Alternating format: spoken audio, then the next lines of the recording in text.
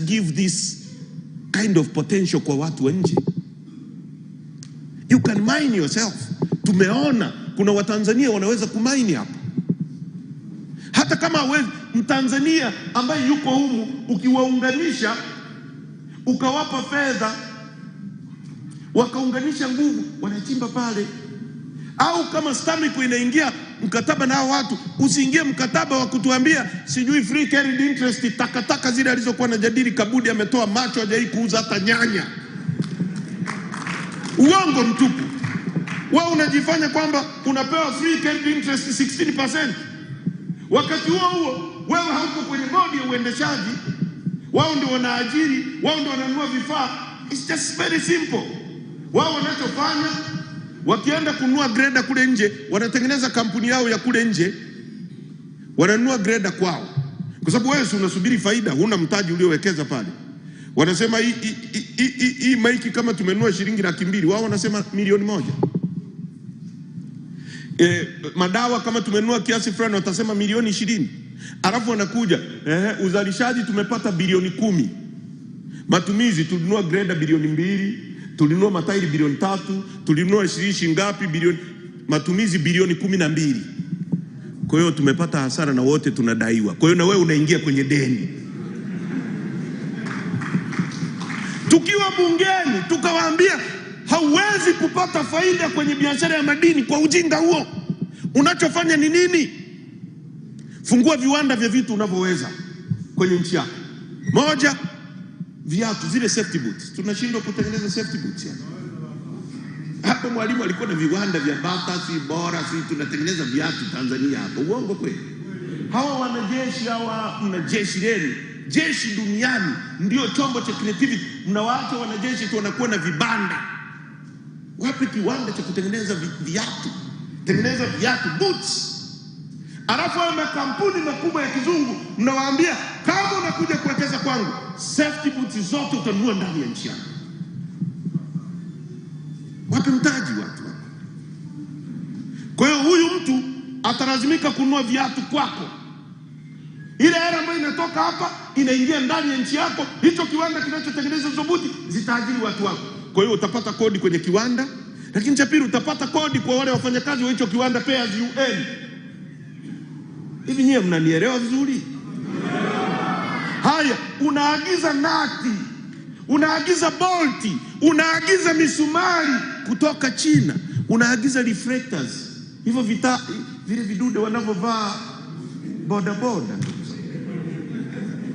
kofia ngumu, unaagiza kutoka China. Alafu unaambia watu ajira hakuna, ajira ni ngumu. Waziri anasimama bungeni, unajua vijana tengenezeni ajira. Ndio maana nikamwambia Kabudi, wewe kama unataka vijana wakaajiriwe, anza wewe. Wewe si profesa, umeshindwa nini wewe umekimbia kuja bungeni kuomba ajira kwa wananchi? Anza wewe, jiajiri kwanza wewe. Fungua duka, kibanda, tuone kwamba Kabudi mfano mzuri huu hapa. Anauza kibanda na anapata faida. Sasa mgodi kama ule wa Nyanzaga wanakabidhiwa wazungu pale.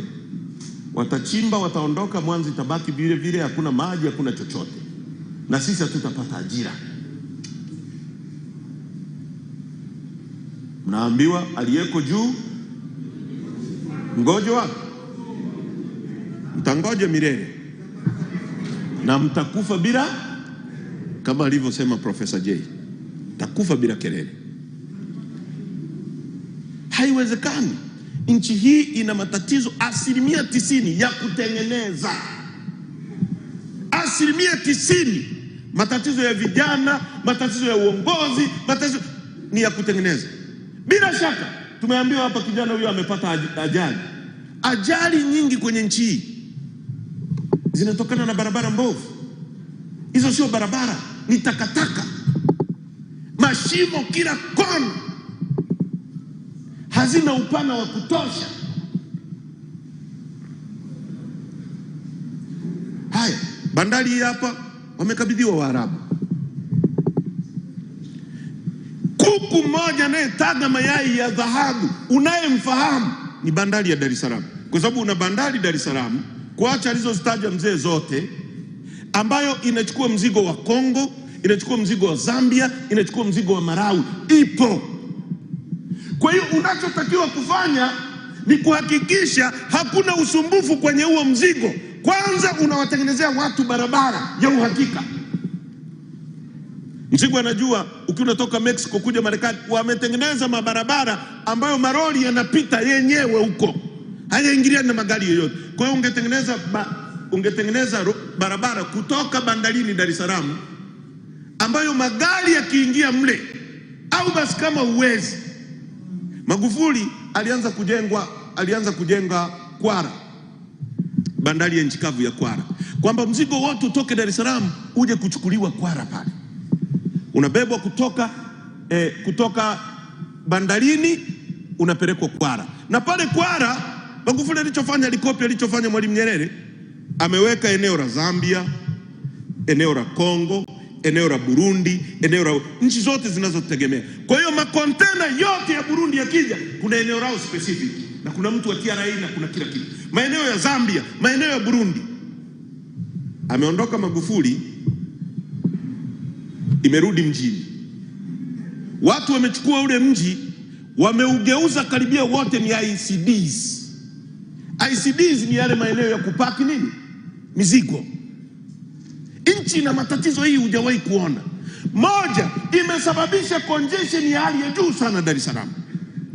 Magari hayaendi, barabara zinaharibika. Mbili, wanafanya usumbufu wa hali ya juu sana kwa wateja. Unakuta mtu ana makontena 10 ni Mkongo, na mwingine ana makontena 10 ni Mburundi, mwingine ana makontena 5 ni mtu wa Rwanda. Kontena moja la Rwanda linapelekwa ICD iko Mbagara, kontena lingine linaletwa Posta, kontena la 3 liko Vingunguti. Kwa hiyo huo usumbufu wenyewe wa kutafuta kontena langu liko Vingunguti, lingine liko wapi, anakuta ameingia kwenye kitu kinaitwa storage fee. Kwa anaanza kuchajiwa mara mbili. Sasa watu walikuwa wanakuja hapa kwa sababu hawana option. Sasa hivi wazungu wa Marekani wameungana na Wanyurubi yule, wanajenga bandari kutoka Robito mpaka Kongo. Mzigo utashushwa within 60 hours. Mzigo utakuwa umetoka bandarini uko Kongo. Nani atakuja kukaa hapa siku 24 mzigo wake na usubiri ndio uende? Kwa hiyo this bandari is going to undergo a natural death tusipochukua hatua. Na hiyo bandari kifa, tumeisha. Matatizo yanakuja, tunayaona hivi. Vyombo vya habari vya Tanzania vinaandika upumbavu. Vijana wa Tanzania mnaambiwa mpira wenyewe hautumiki kuendeleza vipaji. Mpira unatumika kuwachoma sindano ya usingizi. Baada ya kujadili mambo ya maana, mjadili mpira, mjadili sui wasanii. Ndio maana juzi wameanzisha sui miaka 30. Sio kwamba wanawapenda wale wasanii, wawatumie wao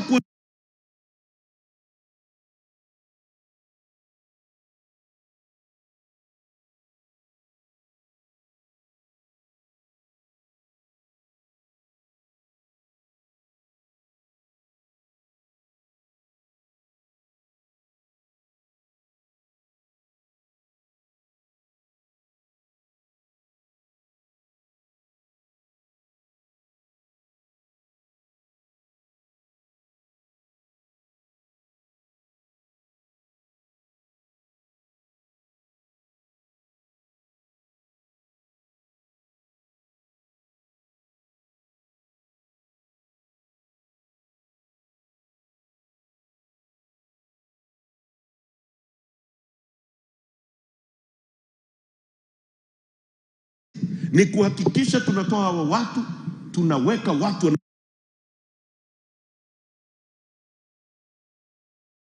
Mambo mengi wamezungumza, vitu vingi vikubwa. Sisi sekretarieti ya Bavi tu hell na ujinga wao huo mpaka tutakapopata uhuru wa uchumi.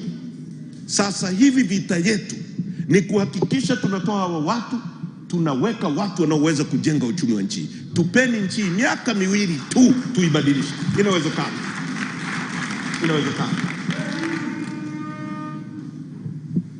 La mwisho, nchi ni ya kwetu. Na vijana mna wajibu na jukumu na kuhakikisha tunapata katiba mpya na mwenyekiti wetu anatoka ndani. Katiba hii ni tatizo kubwa kwenye nchi. Ni katiba ambayo ukisoma ibara ya 13 inasema kila mtu ana haki sawa mbele ya sheria. Ibara ya 46 inasema rais hashtakiwi popote. Kwa hiyo rais sio Mungu. Sio binadamu, sio. Kwa sababu kama inasema binadamu wote wana haki mbele ya sheria, alafu kuna kifungu kinasema rais yeye hashtakiwi. Sasa huyo sio binadamu. I think waliokuwa naandika walifikiria hivyo, si ndio? Kwamba rais ni Mungu fulani au malaika yuko katikati hapa ya binadamu na Mungu, sio? Huyo rais wa nchi hii ana mamlaka ya ajabu. Ndio maana tukimgusa hata jina watu wanatetemeka. Tunachukiwa, tunawindwa, tunatukanwa. Wanapanga, wanaplot vitu vibaya dhidi yetu kwa sababu rais hajioni kama binadamu. Tulipoenda Ikulu mwaka 2021 nilipewa nafasi ya kusema neno mle. Nikasema jambo ambalo lilikuwa wima tu, kwamba kuna mambo haya yametokea hili na hili na hili. Tulipokuwa tunakula chakula pale nje, mtu mmoja ambaye kwa sasa sitamtaja, mtumishi wa Ikulu akasema, unajua rais huwa haambiwi hivyo. Rais unajua huwa anaambiwa ikikupendeza mheshimiwa rais, ukiona inafaa.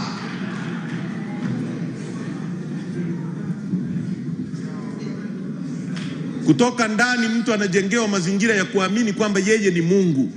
Kwa hiyo ukweli wa Mungu akikusikia kama mimi namsema hivi, anaona ni utovu wa nidhamu wa hali ya juu sana namfanyia. Lakini ukweli wa Mungu ni kwamba mimi binafsi sina tatizo binafsi na Samia Suluhu Hassan. Sina ugomvi naye. As a person, nina ugomvi na utaratibu na uendeshaji anaofanya wa nchi yetu. Hapo ndo nina shida naye mimi. Nina ugomvi na wizi wa uchaguzi. Mimi sina shida na Samia. As a person, she may be a good person kwenye mambo mengine, lakini kwenye kusimamia wizi wa uchaguzi na kujaribu kumbamikia mwenyekiti wetu kesi ambaye anajua kwa ukweli wa Mungu kwamba Lissu sio mhaini, anajua hivyo, unamshikilia mwaka mmoja gerezani. Mimi na Msigwa tumekaa gerezani. It's not a good press. Kwa uongo unamuumiza, unaharibu familia yake, unakamata watoto wadogo wa chuo kikuu ambao ni kama watoto wako, unajua kabisa hawana kosa. Kosa lao eti likuwa Chadema, unawapa kesi ya ugaidi. Unachukua mtu kama, unaruhusu mtu kama Polepole anachukuliwa, hufikirii mama yake, hufikirii kama na mtoto. Unaruhusu Mdude Nyagali anapotezwa. Unajenga chuki ambayo haiishi leo. Alafu sisi tunaosema tunaambiwa tunajenga chuki.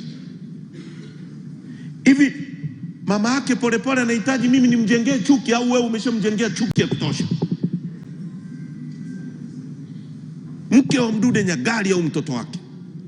Au kiniumiza mimi, unafikiri ndugu zangu watakupenda? Wanaweza wakakosa fursa ya kukushughulikia leo, lakini kesho na kesho kutwa wakipata mtoto wako, I can assure you watamshughulikia. Na kuambia, tunaposema tuepushe hii chuki, tunaposema rudi,